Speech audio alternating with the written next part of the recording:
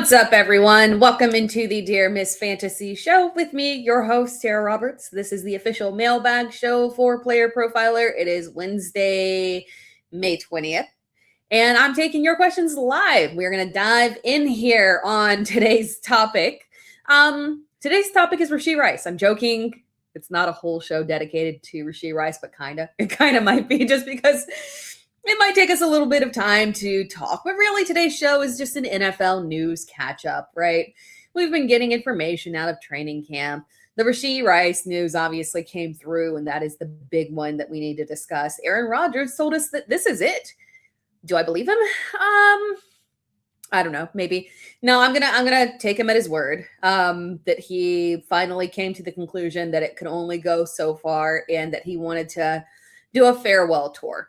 You know, Kobe Bryant style, but not the same as Kobe Bryant style because he's not Kobe, but no offense to him. Obviously, I'm a Packers fan, so I can't do offense to him. But now he gets to do his farewell tour, and that's interesting because we know he's obviously a very personally motivated individual. So we might see him try to do a little something special from a stats perspective, since he knows for sure that this is going to be it. Cross our fingers, because I don't know if I can go through another season of the Steelers trying to figure out if they're moving forward with Aaron Rodgers or not and failing to make proper contingency plans. So hopefully, because I know Steelers fans, I know you guys have been driven crazy by this process. I don't blame you whatsoever for the frustration. So hopefully this will all wrap up and you guys can simply move on with your franchise and start over and get on to what you need to do there. So that'll be very interesting. But welcome in, people. Welcome in here. Sorry it was a couple minutes late. Someone stole the cord to my camera. And so I went to turn on and I was like, I don't see me. What happened? Why is my camera not working? Funny how cords can just walk away mysteriously off of your desk. That's always an interesting thing. But what's up to the chat here? Look, we got Bob Harris in the chat. Hey, Bob, dear friend of mine. Always enjoy talking to him. So thank you for being in the chat. Michael Albin in the chat says, I got rid of Rashee Rice before the bad news and nobody in my league wanted to pay for him even then. Getting him late in starter leagues or buy cheap. Don't sell if you have to. I mean, that's literally a perfect short scenario there, right? Because as a Rashee Rice dynasty owner, I too know that what we were getting offered was extremely cheap. I was seeking I was seeking a late first round pick in one of my dynasty drafts a couple weeks ago, and because I really wanted to draft a tight end. Need a young, fresh tight end, and so I was like, okay. I love the potential long term for Eli Stowers. So you know what, I could spend a late first, early second on him to get him, and because sure enough, he went at like the 110, I think. So I was like, yeah, let me just try and get a late first. But people were trying to get Rashee Rice for my late first. 2026. Now, if you were looking at a first, a future first, sure. But my first, you're going to send me a first for Rashee Rice that is going to be essentially a player that I know straight up is not an equal value and probably will never be an equal value to the ceiling of Rashee Rice. It doesn't feel worth it. And then the news comes through, right? And then you think, dang, maybe I should have sold. But no, still we shall rise and try to get past this. But we have to talk about it and deep dive into it from a legal perspective. And as I am not a legal expert, I will be using some source references for us to discuss through what is actually going to happen here and what is the potential risk so that we can mitigate for both redraft and dynasty there. Shout out to Linda Wells in the chat there. Let's see. And Henry Odom says, can you convince me why Genty should go ahead of Chase Brown in redraft? I think I can. I actually have, let me pull up my rankings and see where I have, because off the top of my head, I genuinely cannot remember where I have Ashton Genty ranked. He's my RB7. And that's a little, let me compare it to consensus. I think it might be one spot different than consensus. I don't think I'm that far off. He is in consensus rankings. RB7, nope, dead on. Just a different person ahead and after in my rankings. But when we're looking at him, and Chase Brown's ranking in current ECR is RB9, and my ranking for him is slightly lower. I think we've talked about this before. My ranking for Chase Brown is RB7. So yeah, I can convince you because I do have them ranked that way with a pretty decent four space gap there between Chase Brown and Ashton Genty. Really, it's just like a floor or ceiling question and the risks that you want to take. I love Chase Brown, roster Chase Brown in multiple leagues. It's just that his ceiling is definitely not as high because by nature of him being on a team with the combination of Joe Burrow, Jamar Chase, and T. Higgins, he cannot have overall RB5 upside because of the lack of touchdowns. He doesn't have the touchdown floor unless something were to shift, and I don't think that it will logically shift in the way that the touchdowns typically come. There's only so high that he can go, and there's only so low that he can go. So he's an extremely safe option for you to pick as your low-end RB1. Feel very comfortable taking him first off the board there to fill out your RB1 spot. So no negative towards him. But you just got to realize that he is the safest play in that range in terms of guys that don't really offer you the reality of ever producing Bijan Robinson numbers. But you know for sure that he is not going to get you David Montgomery numbers, right? So safe pick. But with Ashton Genty, I know that the lack of appeal of the Raiders is a legitimate concern, right? But the one thing that was the really major issue besides the quarterback play last year, which, hey, you could also attribute to the one major issue was the offensive line, right? And ironically, someone asked me in my latest video if I could do an offensive line video, and I think I will do that maybe over the next month or so. I've got to account for all of the new offensive linemen drafted in order to kind of really assess where we're heading there. But the one thing that we know for sure about the Raiders is that they automatically improved their offensive line, and they made that a point. So the issue, the core issue for them, beyond coaching, beyond the quarterback situation, which they, solved theoretically, is really the offensive line that was holding back Ashton Genty. He got his via the receptions, but it was a lot of boom busts and inconsistency there and lack of touchdown opportunities. That is 100% going to change this year. Now, to what degree it's going to change in terms of how aggressive it would be, I don't know if he would truly get to that kind of Bijan Robinson level, right? But we do know that he's going to be in a much better situation heading into the season this year, just by default in terms of the changes overall that they have made and the additions of personnel. But the one concern that we do have is that we know for sure, and this is where it's like safety versus risk mitigation. We know for sure that nobody is snatching Chase Brown's job. One of the most secure jobs. Obviously, guys like Bijan and Jonathan Taylor, Saquon, no one is stealing their jobs, right? But outside of those big names, right? Chase Brown has one of the most secure jobs in the league at this point. The Bengals did not make any major additions or changes to their running back room. We know that it is literally just the only competition he has is just Samaje Perine at this point, and we've seen how that goes. Chase Brown is the RB1. So very safe. He's going to get his in terms of catches. He's going to be on the field constantly. You don't have to worry about it at all. Genty, the only aspect that we have now is that his running back room did change. It's no longer the Dylan Lobby and Zamir White, unreliable backup running backs that are no threat, right? Now they've got Mike Washington, and they've got the addition of a head coach that clearly just gave us a very interesting and frustrating, quite frequently frustrating committee there in Seattle. And theoretically, you would think you wouldn't want to limit touches that severely down to the level of what Kenneth Walker had last season for a talent like Ashton Genty, a draft capital like Ashton Genty. But it is possible that they do it, especially because I would assume they are going to try to go very run heavy. When we're looking at the quarterback situation, we know that Fernando Mendoza is not going to start the season. I trust them to stick to their guns on that one to try and they've got new offensive linemen. This is going to be a new situation. So maybe you want to give it a few weeks, 4, 6, something like that, just to kind of let all of the kinks work themselves out before you insert Fernando Mendoza into that situation, right? So we will have a quarterback switch at some point, more than likely. But for the most part, Cousins is going to bring stability. It won't be fantastic, right? But we know he can check down plenty. We know that he is not a detriment to his running back. Bijan and Tyler Algier got theirs last year with him, so no major issue there. So I feel good about Genty's floor.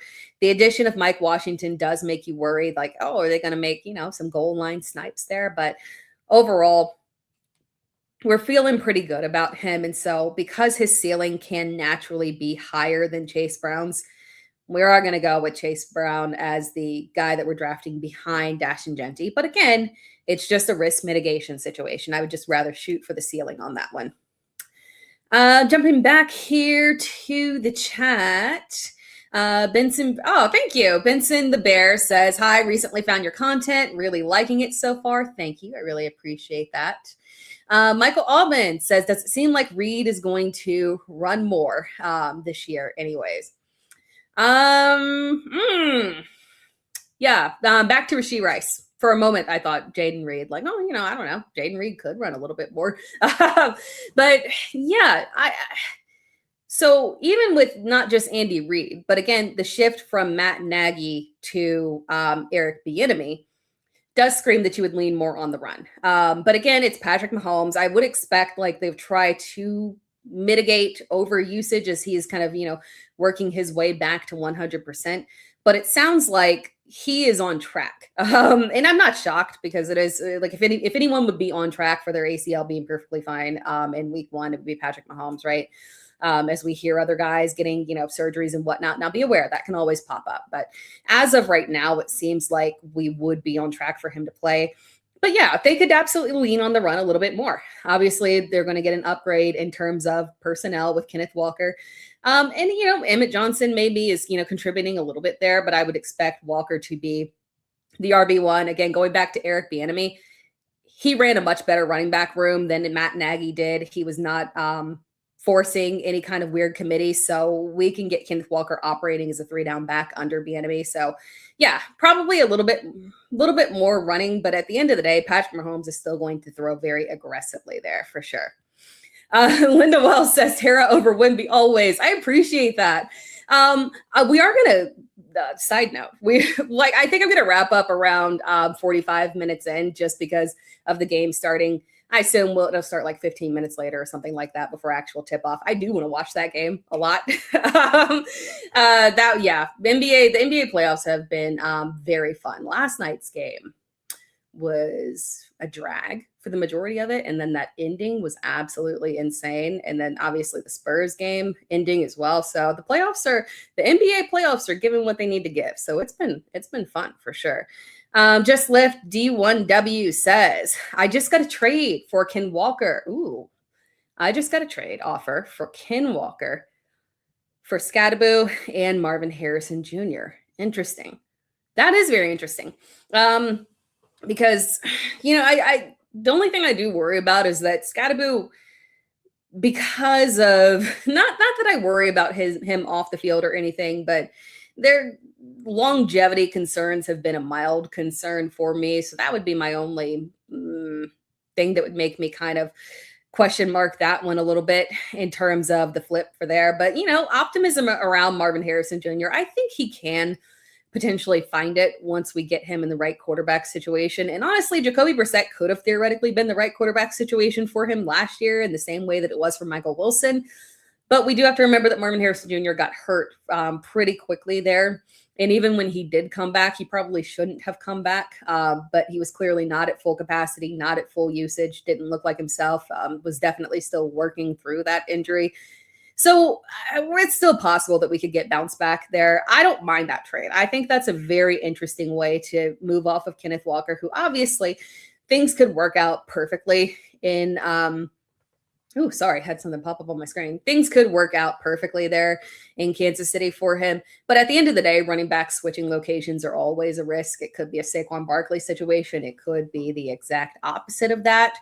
So yeah, I think that's I think it's a fair trade. But again, the Scatterboo part of it makes me a little weary, especially because of his draft capital. He would not be the first running back who was theoretically the starter, but got usurped by somebody the next year or the following year because of higher draft capital there.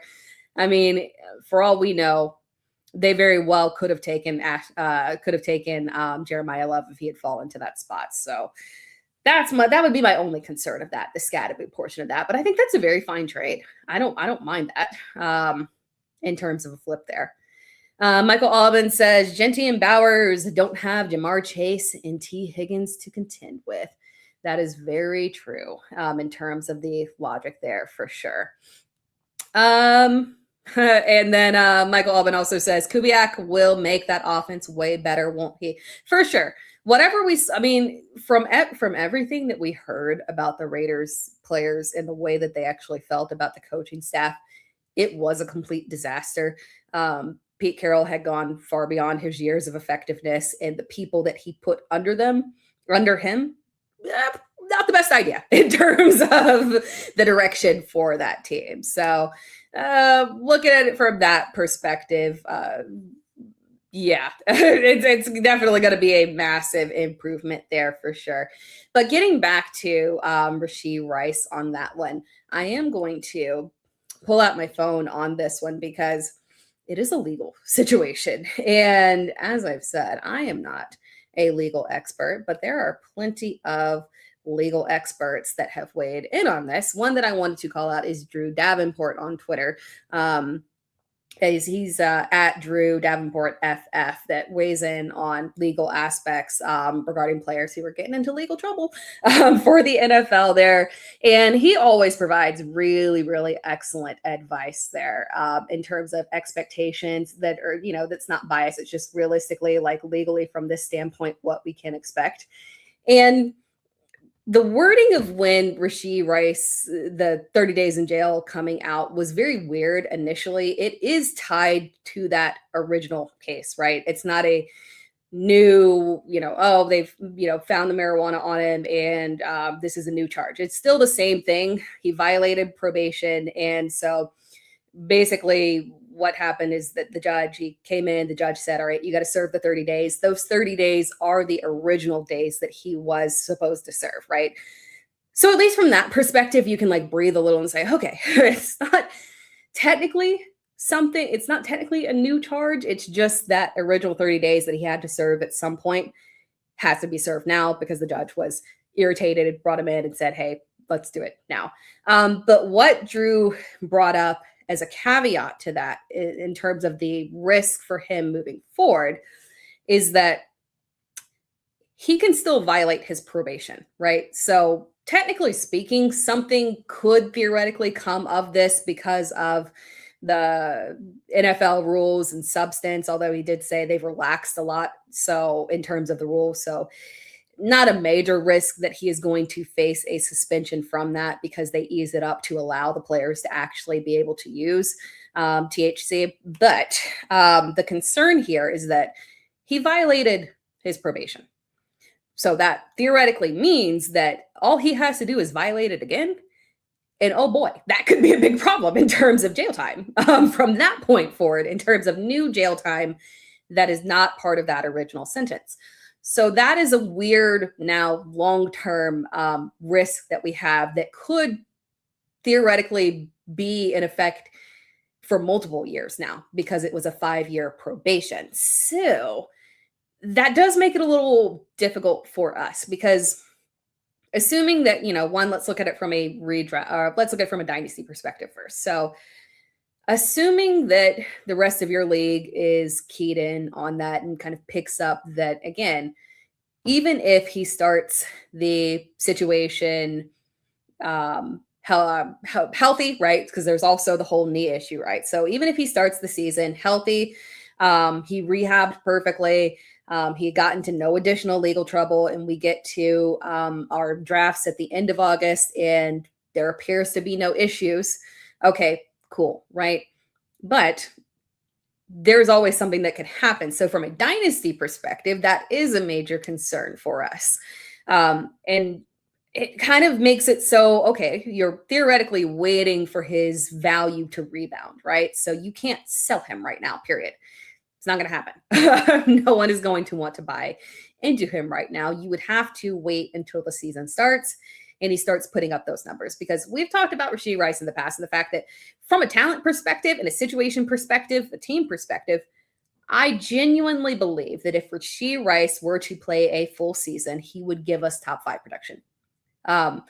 When you're looking at that offense, Xavier Worthy has, unfortunately proven that I think he's more of a role player. I don't think he's a true wide receiver one, and I kind of felt that way heading into his NFL career. And I don't take away from guys, due to their size. Like I 100% believe that Devontae Smith can and will be the wide receiver one for Philly this year, and it's not going to be a problem, right?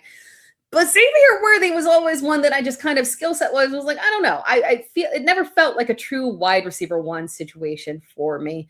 And granted, last year he was, for a portion of it, playing through that injury. Ironically, Rashee Rice running into somebody yet again. No, wait, it wasn't Rashee. It was Patrick Mahomes. Sorry about that, Rashee. That was not you. That was Patrick Mahomes. No, or was it Travis Kelce? It was Travis, wasn't it? Yeah, sorry. That was actually Travis that ran into Xavier Worthy.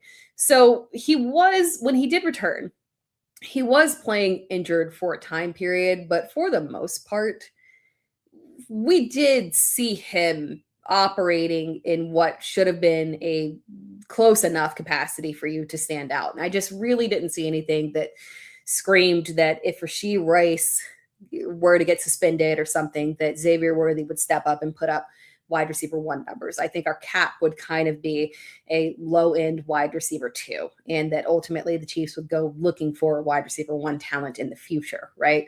And when the draft happened and we had all of those mocks and rumors that they were very interested in potentially drafting a Mekhi Lemon or Jordan Tyson if he fell, or a Kenyon Sadiq to be the heir apparent to Travis Kelce, and they passed and passed and passed. And eventually did draft a receiver, but not someone that theoretically would profile as being a future wide receiver 1. In a class where they had multiple opportunities to draft players who would profile as wide receiver 1s, I found that very peculiar, especially because this is a contract year for Rashee Rice. I would have thought that risk mitigating, they would have drafted some kind of prominent receiver just in case, right? So it was really interesting that they didn't do that, because I do think that if Rashee could clean his act up, he could be the wide receiver 1 of the future. But unfortunately, we're going to be on pins and needles for years now, because again, this man is going to be on probation that he just violated for multiple years. So the rug could be pulled from us at any given time. And that's the major issue there. So for redraft, if he makes it to the end of August, I trust that aside from his bye week, right, the majority of his time would be spent in a confined situation to where he would not more than likely be able to get into trouble.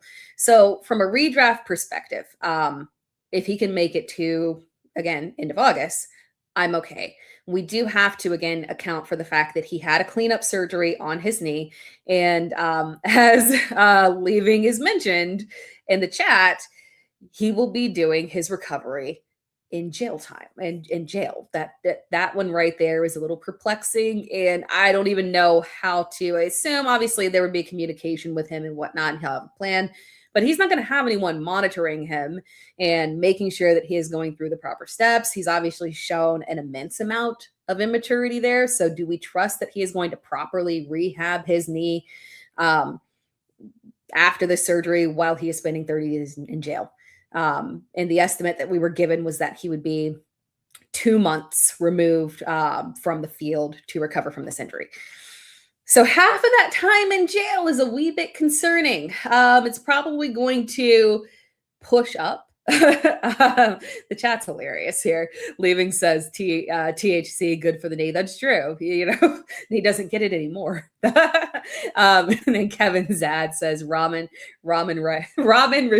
Rice. That's a very niche joke, and I like it. That's hilarious. Yeah, he'll be recovering. How are you gonna get that? I don't know. I don't feel like they offer immense amount of protein and, but it's not the most ideal meal plan situation. Yeah, he's gonna have to use his ramen to recover there in prison from rehabbing the knee. Jesus Christ, what a mess. God, all of the talent in the world and just such a mess from a behavior perspective. It's tough for me to understand, right? Because again, we're looking at that Chiefs offense. Again, we talked about Xavier Worthy. Travis Kelce is on his last leg. And I do think, from a volume perspective, Kelce is going to get a ton of, even with Rashee Rice theoretically on the field, Kelce is going to get a ton of targets regardless there. It's the touchdowns that have diminished. It's the yards after the catch that have clearly gone down. So we'll get plenty of receptions. It's just going to be for, very short yardage and a minimal amount of touchdowns, right? You can't rely on that being your first look moving forward. They could theoretically just rely heavily on the run game with Kenneth Walker, right? So that is the upside for them. But at the end of the day, Rice on the field is going to garner a dumb amount of targets. 150 is a very realistic mark for him if he is healthy and not in jail and can make it through the season. God, you hate to see it. You hate to see it there. Index of suspicion says Travis destined for the glue factory. He will be hitting pasture soon, sadly there. Linda Wells says, via my sources, the NFL will punish Rice. He is looking at a 2 to 4 suspension due to conduct issues that Ricky Williams coach will leave you jobless. It depends on the amount, since they did make it so you can have some. So it just depends on what he tested for or whatnot, which again will probably be a mystery for us, right? It's so frustrating. So again, from a dynasty perspective, I just realized I don't have my banner up. From a dynasty perspective, unfortunately, he's in a no-sell situation, and all we can do is hope that at some point he, during the season, maybe 6 weeks in, after, hopefully, injury is not an issue, right? And just he puts up a stupid amount of fantasy points, because he was putting up elite production in that tiny little time period that he did actually play last season, after the suspension and prior to the injury, which again, the injury was more of it felt like more of a shutdown situation for me versus a major serious season ending kind of situation there. But yeah, redraft, there's still some hope if he can make it to August out of jail. And then in dynasty, we're cooked, people. That's not what we wanted to hear. That's not what we wanted to hear, but we are a wee bit cooked on that one. Moving on to more positive NFL news. Aaron Rodgers' retirement is inevitable. I touched on it at the beginning of the podcast here. Aaron Rodgers' presence in the Steelers offense is very interesting. Just touching on the Steelers offense as a whole, because I was just writing an article talking about Rico Dowdle and Jalen Warren. Rodgers is extremely critical to the running backs upside because of the amount of checkdowns that he does. Last year, we had 70 plus receptions for Kenneth Gainwell, the most egregious production that was absolutely insane, right? And now, logically, Rodgers is still, at his age, very much so in check down mode. And he's always been very friendly and willing to check down as well. So this is nothing new, right? It's just that it was on another level last year. Part of the reason that it was on another level is because we had a lack of reliable receiving options, unfortunately, and past DK Metcalf. And, and we have our feelings about DK Metcalf, but realistically, I mean, he was reliable-ish, right? And the only receiver that Aaron Rodgers could trust. So outside of that, his options were saying, do I trust Calvin Austin? Or do I just want to check down egregiously to Kenneth Gainwell? The logic said, we're just going to check down to Gainwell because I know he's going to catch the ball. I know what he's going to do, and he's going to be reliable. So I will expect those checkdowns to roll back a little bit, but he is a checkdown friendly running back or quarterback, right? But when we're looking at when we're looking at Jalen Warren and Rico Dowdle moving forward, what I think is going to happen is that we are going to see a role flip, right? Jaylen Warren last year was used as the early down back, and he can be, right? Not a problem. And he's very well capable of being the third down back. Excellent blocker. Excellent. One of the best in the league. Excellent receiver. It's just that Kenneth Gainwell, if you stack those two up next to each other, Gainwell is logically the one that has to, well, he can do early down where it can, right? But you don't want him ideally focusing on that. So then third down and receiving work naturally flowed to him, and Jaylen Warren took that lead down in goal line kind of back roll there. I think it'll flip because Rico Dowdle can be a three down back, right? He was used as such by McCarthy in Dallas, so that would be nothing new. He's capable of it. He can be used that way. Theoretically, we could see Jaylen Warren go to the wayside and perhaps an extreme amount of favoritism go from McCarthy to Dowdle. But I do kind of think that he'll still utilize both backs, and you could still theoretically see them in a committee that would flip inverse of what it was last year, where Dowdle, who can, in theory, block and pass catch and whatnot, but is just not as good as Warren at that, would be the more profiled, stronger early down back and goal line back. And then and then Jaylen Warren going to third down and fulfilling that role that Gainwell had last year. So I think that's the flip that we're going to see here. And a little bit less checkdowns there. Ultimately, probably making Dowdle the one that has the higher reliability and more upside. Because if we get this motivated version of Aaron Rodgers, and it's not a statistical thing, right? But we know that Aaron Rodgers is a very emotionally motivated person in terms of his reputation, the way he wants to be viewed, being petty and whatnot. And if this is his, as you guys are saying in the chat, if this is the last dance for Aaron Rodgers, he's going to want to go out with a bang. Increased pass volume is going to happen because naturally Mike McCarthy, who is not an aggressive, we're going to just chuck the ball, right? You got to remember, back to Dallas when Kellen Moore was the offensive coordinator under Mike McCarthy in Dallas. Mike McCarthy's vocal, clear issue there with Kellen Moore and why they parted ways was because he had a problem with Kellen Moore's pace of play. And obviously, it was just very aggressive, right? McCarthy felt like it put way too much strain onto the defense. So while we're comparing Mike McCarthy to Arthur Smith, we will see an increase in pass volume, but it shouldn't be dramatic, right? The running backs will still be a critical part of this offense, right? Linda Wells says, so Aaron Rodgers can do, I can never say that word. I'm not going to lie there. The drug or the medicinal drug that he loves to use in the darkness. And then Rashee Rice can't smoke weed. Yeah, I find that suspicious too there. I'm with you there. But again, they did relax the rules a little bit. So hopefully Rashee was not flying too high to get a violation of the substance abuse policy. Hopefully it was within the reasonable amount there. Ayahuasca. Thank you there. And then Index of Suspicion also says McCarthy hoping Dowdle already knows the system. Yeah, it'll be a nice smooth transition there. But I still think that Jaylen Warren will still play a very reasonable role in that offense. I wouldn't automatically push Dowdle aggressively above Warren. I currently have them both ranked as high end to mid-tier RB3s. Will learn a lot. At least I feel like with McCarthy, he's very straightforward. So unlike let's say the Jags, right?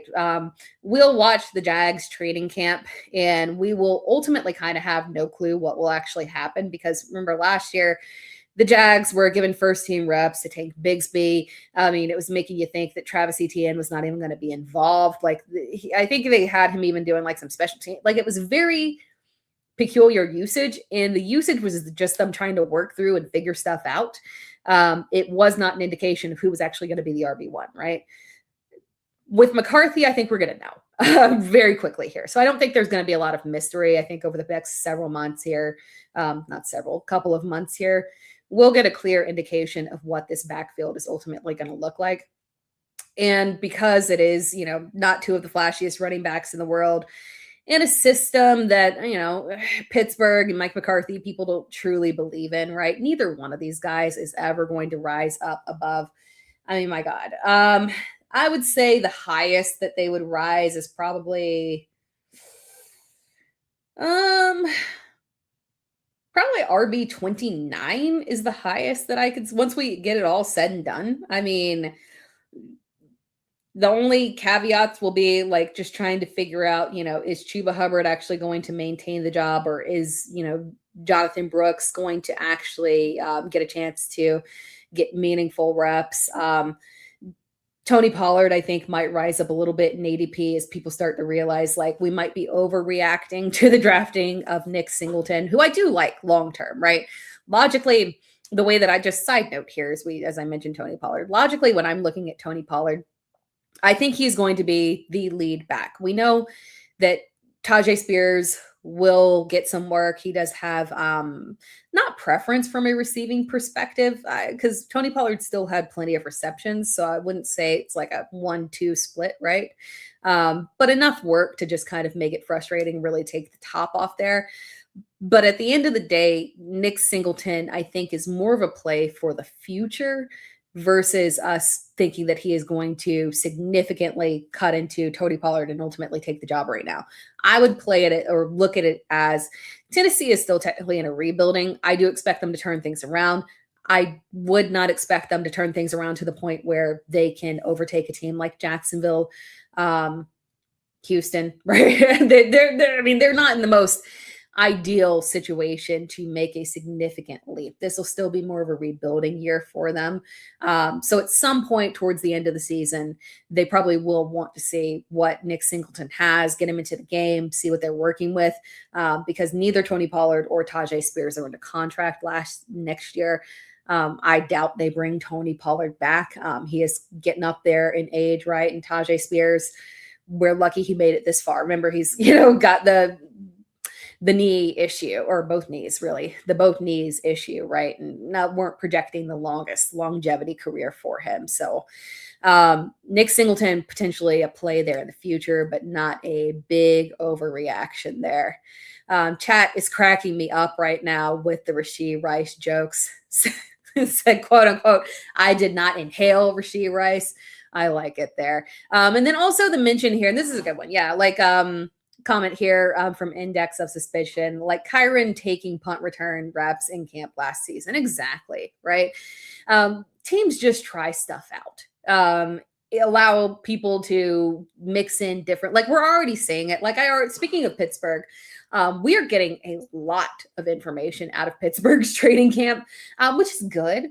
Lots of videos and whatnot. Obviously, Aaron Rodgers comes back, and obviously that's going to pick things up significantly in terms of information and video coming out. And I remember there was one video that came out of Rodgers throwing to, I don't know if it was Pittman or Jeremy Bernard, but they were looking and it was like, oh, it looks like Caleb Johnson back there, first team reps. No, like let's chill on that. Just because you see a running back that is out there with the starting quarterback does not mean that that is the starting running back, right? They're trying different things, experimenting with stuff, right? It's a different kind of situation there for sure.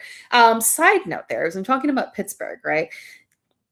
We are getting a lot of information about Jeremy Bernard, and it's not obviously, hype around rookies that are doing very well in training camp is not something that's new to us, right? We've heard it before, and there's often nothing that comes of it.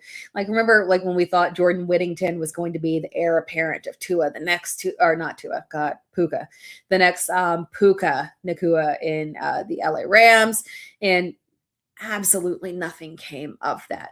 But it is interesting, right? Because Bernard was one of those like middle tier prospects where it's like, okay, very talented guy, right? Should get, a lot of attention from NFL teams wanting him. Do I believe he could be a true wide receiver one? I don't know, but I think solid wide receiver two does make sense there. We went from a receiving room of DK Metcalf exclusively to now DK, Michael Pittman, and Jeremy Bernard, and a lot of positiveness coming out of there. And I would think when you look at the rest of the roster, he should theoretically be immediately a starting wide receiver. Obviously, he has to he has to put up. Sorry, I was thinking about Roman Wilson. God, Jesus Christ, we've had some players come through Pittsburgh and just not pan out in a ridiculous way. Them and drafting wide receivers recently has been interesting, but theoretically, when you look at the receivers on roster, he should be a starting receiver there with DK and Michael Pittman. And all offseason before the draft, right? Ideally I wanted Michael Pittman to go somewhere else. I did get him getting traded. Okay, we knew that was kind of going to happen, right? But I would have wanted it to go somewhere else. But I don't hate him combined with DK Metcalf because they're two very opposite players in terms of the way that they play. Both really big guys, right? Obviously DK is, thicker and Michael Pittman is not skinny, but he's just slimmer than everyone's slimmer than DK. But they're both two big guys. But Pittman has not theoretically been used significantly as one of those, big play, deep threat guys. He's more of an intermediate short area possession guy. So playing off of DK Metcalf makes logical sense. So it's a beautiful fit there.